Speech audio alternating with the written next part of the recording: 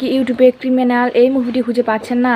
তো কি হয়েছে, আমাকে বন্ধু বানান, আমি মুভির মতন বিনোদন দেব। মুভির মতন বিনোদন চাইলে এখনই আমার চ্যানেলটিতে লাইক এবং সাবস্ক্রাইব করে পাশের বেল আইকনটি বাজিয়ে দিন বন্ধুরা। সহজেই আমার বন্ধু হয়ে যান এবং আমার চ্যানেলটিতে লাইক এবং সাবস্ক্রাইব করুন। মুভির মতন বিনোদন চাইলে ভিডিওটি কেটে কেটে কিংবা স্কিপ করে দেখবেন না।